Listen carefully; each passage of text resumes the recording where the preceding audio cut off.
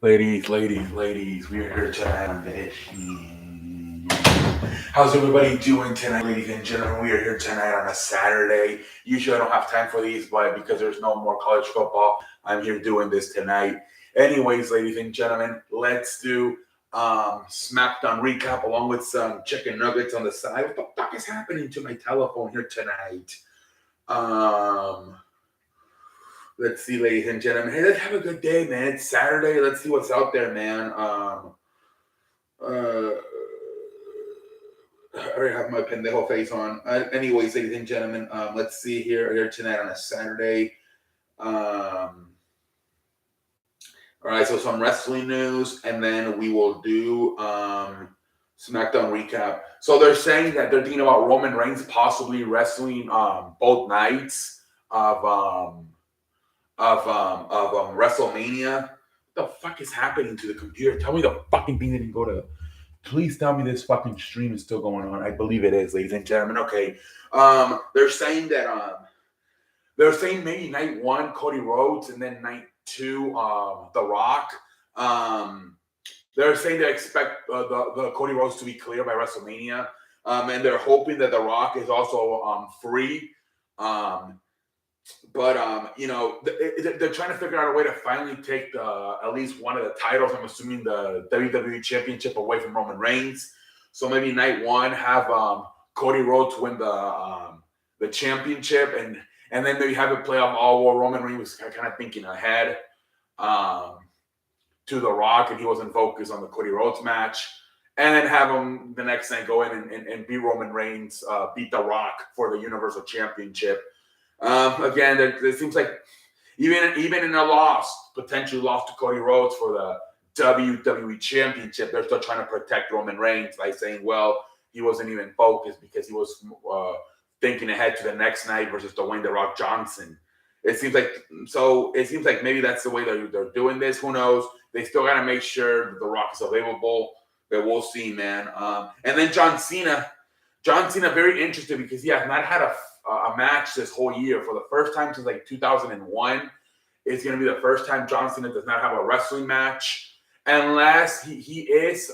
This is the chicken nugget right here. He is being advertised for the final SmackDown of the year. I believe it's Friday the 30th, and it's going to be in Tampa Bay, Florida, and they're saying he could have a match on that SmackDown to make sure the streak continues.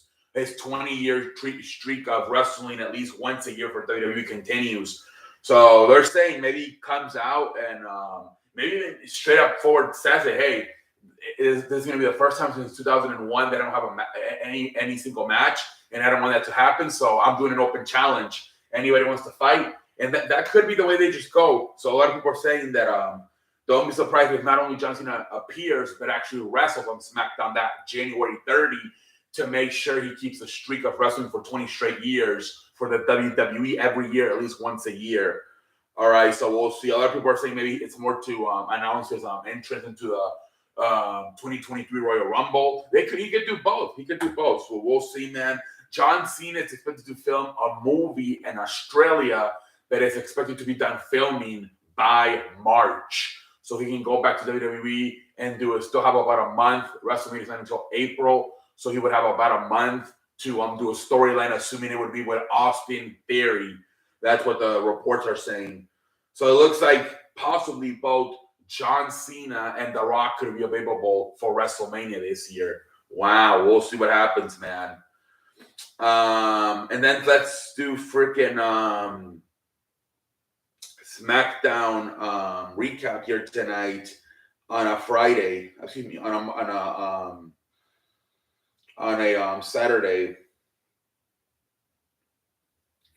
All right, ladies and gentlemen, let's do this freaking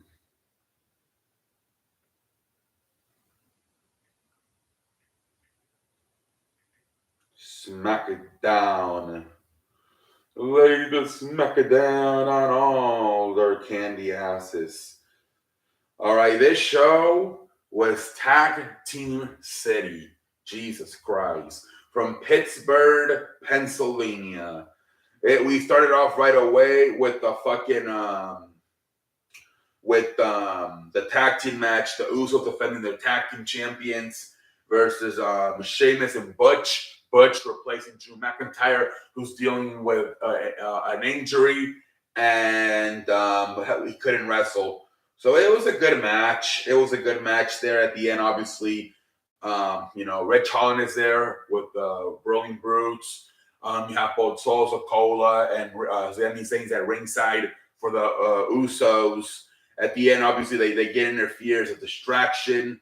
The Usos freaking hit the freaking Usos hit the 1D on Butch, and then fucking Sami Zayn grabs Sheamus. Sheamus is outside the ring, and he's trying to get back in to break the pin, but Sami Zayn grabs him, pulls him out, and that's how the Usos win. And so the Usos retain this match. It was good, but man, I was really pissed off that McIntyre couldn't wrestle this match. I thought this would have been the main event, and they put it in the first. I honestly think they had a flip-floppy because they knew it doesn't have the star power without McIntyre. So, but it was still good. The Usos retain. And then, you have the whole night you had Kurt Angle do his backstage stuff. They were celebrating his birthday party. Freaking, they used this to finally introduce the TV audience to Gable Stevenson. So, I mean, I don't know. I thought they released him, honestly, but I guess he's still there. I guess he's working with the freaking at the Performance Center down in Florida. I guess who knows, man. It's kind of embarrassing to me because you got guys like Logan Paul and Bad Bunny like this learning, and this pendejo has been in WWE for how many years, and he's still learning in the Performance Center. Pendejo face for Chad Stevenson, man. Honestly, Jesus Christ, he's still. Oh my Lord. Anyways, we get LA Knight promo. Pretty much, I knew it was fucking Bray Wyatt, and then he's trying to show proof that there's actually like all the Bray Wyatt's toys and shit in the background as he gets attacked the last 2 weeks. And then obviously at the end, even Bray Wyatt fucking, as he's showing the video, Uncle Howdy appears and he says some shit. And then he's like, well, if he's not going to come out, I'm going to go out there and find them. So he goes out there in backstage and finds them. And he gets into a closet and there's like a shirt that it's like the Bray Wyatt logo. And then the lights go off and it appears like a mask or something, maybe Uncle Howdy. And then we never get anything else. That was it. They went to commercial break and that's it. They never visited again. I thought maybe they were going to, later in the night at least, after the commercial break, they were going to show him once again being attacked. But no, they just didn't show anything.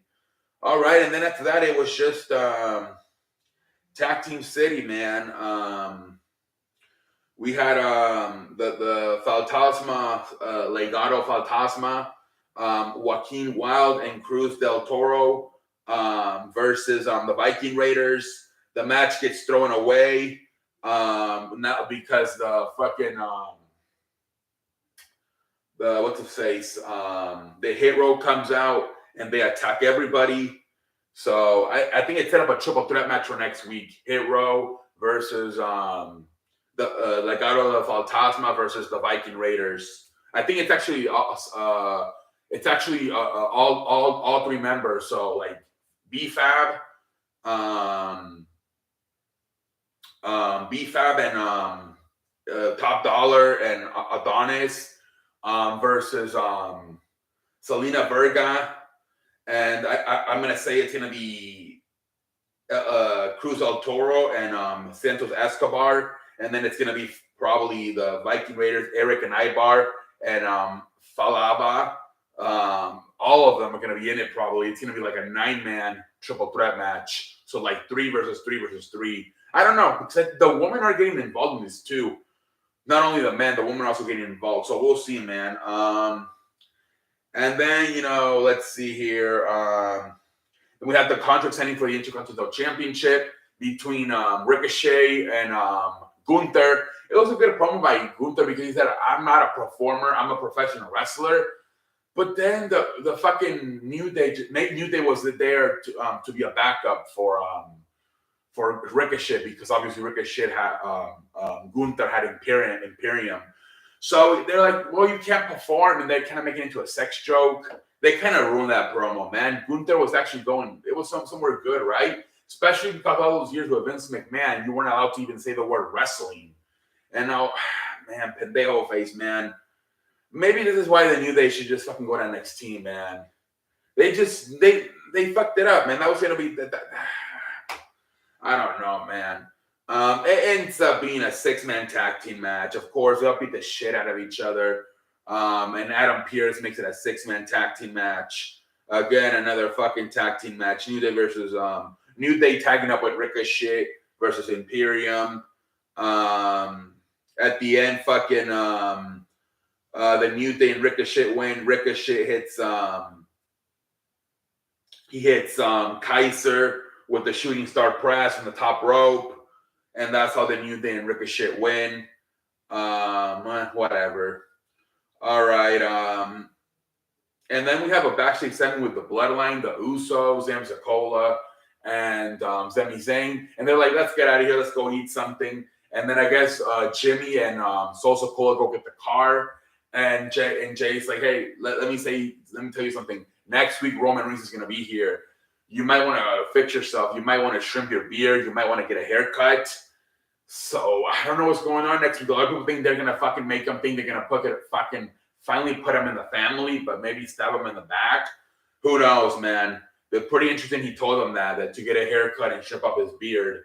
So who knows what we're going to do next week? But that makes me want to watch for next week. Oh, that was good. That little nugget was there to make, now why does he have to cut his hair? Why does he have to trim his beard? That makes me want to tune in to see what happens next week. That was good. And then we get Rey Mysterio getting treatment on his broken foot, and he gets freaking Karrion Kross and Scarlett are there. And Karrion Kross basically telling him a story about how Scarlett used to have a horse, and the horse was really good, but eventually he got old, and they had to put him down because he was worthless. And he kind of says, he pretty much handing, "Hey, you're an old animal. I got to put you down just like I put my horse down." And then the security comes, so he just leaves the training room. So I guess they're slowly trying to set that feud. Obviously, probably not into Royal Rumble, because obviously they're probably waiting for Rey Mysterio to fully be healthy from the broken foot. All right, whatever. And then another tag team match. We have fucking Liv Morgan and Tegan Nox versus Shayna Baszler and Ronda Rousey. Liv Morgan and Tegan Nox win. Again, pendejo face. Once again, Shayna Baszler gets pinned. Pendejo face, man. Jesus Christ. And then I guess we get Kurt Angle coming out.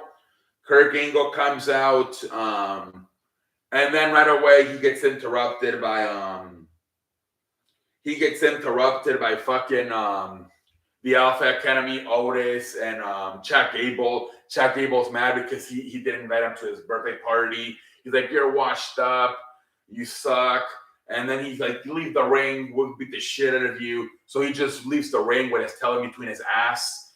And then he's like, "Well, if you're, Otis starts eating all the cake and everything. He's like, "Otis, you are going to need some milk to get all that cake down." And so he fucking brings out a milk truck. In the milk truck, Gable Stevenson is there. They start pouring milk at the Alpha Academy, and then they fucking put a water hose of all milk. The hose is all fucking milk. I guess it was funny. It was old school shit from the Attitude Era when he did it to Stone Cold Steve Austin and the Alliance back in the day. It was funny, I guess. Michael Cole saying, "Cow herds." This was legendary. A bunch of move. A bunch of fucking milk references, catchphrases by Michael Cole. And then they just leave the ring, and that's pretty much the end of the show. I guess this was more to introduce Gable Stevenson to the main roster. I don't know if he's here for good now, or if it was just for Kurt Angle and he's going to leave. I don't know. They have a backstage segment where Braun Strowman told them, "Hey, when you come up here, you can catch these hands," in a very friendly way. So maybe is that going to be his first match, his first feud with Braun Strowman? I don't know. This show, very mid card, just like last week. But at least last week we had a look like really good single matches, right? With Sami Zayn, Sheamus, Gunther, and Kofi Kingston. That hell of a match between Santos Escobar and Ricochet. This week, tag team after tag team after tag team. The first match was kind of good, I guess. The Drew McIntyre, excuse me, Sheamus and Butch versus the Usos, and then I guess I don't know. It should. I guess the 6-man tag team match with New Day, Ricochet, and Imperium was good. But oh man, tag team after tag team after tag team after tag team match. Jesus Christ, man. Can we get a fucking singles match in there? Jesus Christ. And then at the end, the Kurt Angle was just comedy, I guess. I can't really. I guess if you want to go back and watch Kurt Angle fucking throwing the milk at the Alpha Academy, but outside of that, if you missed the show, like I said, if you want to go watch Kurt Angle pour the milk on the Alpha Academy, that's it. That is it, ladies and gentlemen. This show was not that good, was not that exciting. I'm sorry, man. Tag team after tag team after tag team after tag team. Just Jesus Christ, change it up a little bit. Throw in a singles match in there. Jesus Christ. Ladies and gentlemen, until next time, I'm like a light. Have a good night, everybody. I will see you later on tonight, I guess.